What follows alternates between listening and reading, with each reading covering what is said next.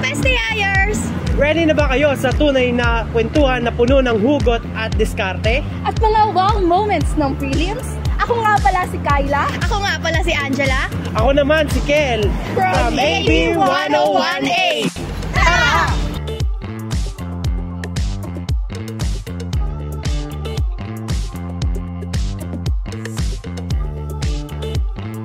Hi po, Kuya. May I know your name po, course, and year?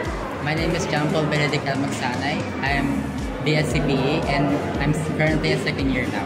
Mitch Matthew, BE 101. BSCPE, first year. So, ako si Aldrich LZ Alcita from BT 303. Ang course ko is BSIT. So, I am Marcus Tinelli. Ako ay BT 303 din, which is IT din ako. And anong year na po kayo? I'm second year. Second year. Second year din. My name is Carla Marie Natural Vasquez. Currently BSIT student and first year college. My name is John Leopold G. Salibio. I am a first year student here in STI. My course is BSIT. Ako po si Aina, BSIT. I'm Benjamin, BSIT.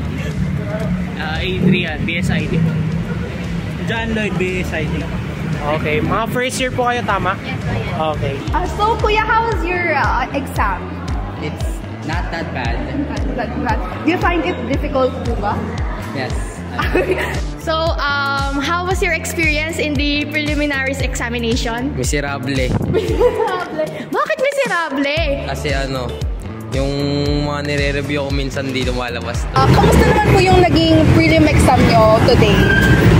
Since ngayon is our major exams, so far, na-survive naman kasi nag-review naman online and ulit-ulit naman tinapik ng book. So, okay po. Nakakaya. The prelim exam naman po, Kuya. For me, at first it was shocking kasi first time ko lang maka-encounter ng five subjects in one day.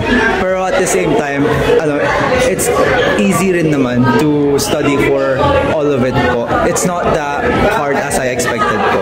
So, how did you prepare with your exam? Or let's start first with how was your experience with our prelims?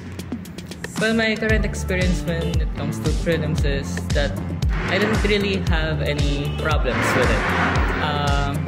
When it comes to studying, I do the minimum of reading and that's about it. More on reading. Okay. As for me naman, yung experience ko ngayon sa prelim exam is medyo hectic siya kasi may bago nga bang in-implement sila na parang answering sheets.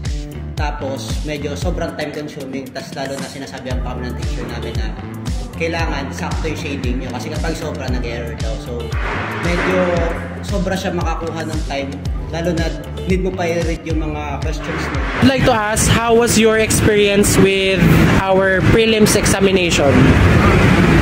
Mahirap kasi di kami nag-review eh. Lang, common sense lang yung baon. Knowledge lang. Masaya naman. Masaya. Masaya po ba talaga? Hindi ko po kilala si Quillboy.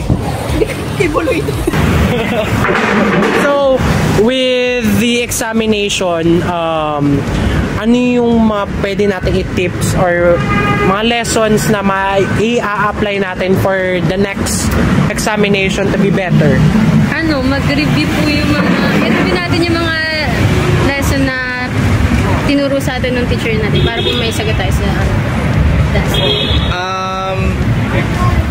Mag-aral lang mabuti. Mag-aral lang mabuti. Better na makinig tapos mag-aral, mag-self-study. Ano ang mabibigay mong tips sa mga estudyante na dadating sa midterms naman? Advanced study tapos research. Advanced study tas research daw. Na lang siguro yung pag-review and siguraduhin na lang na tama yung pag-sagot sa mga answer sheet. Study kayo like 1 week in advance, and if you're studying, pag nahihirapan ka mag-retain ng knowledge, try mo kumain while nagre-review. Alright, STIers, yan ang kwentong prelims ng STI Prairie Fact. Kami man unprepared, the important thing is we survive. At sa midterms, let's aim higher. Kung kaya natin ngayon, mas kakayanin natin sa susunod. Good luck and kita-kits sa susunod! Peace out, STIers!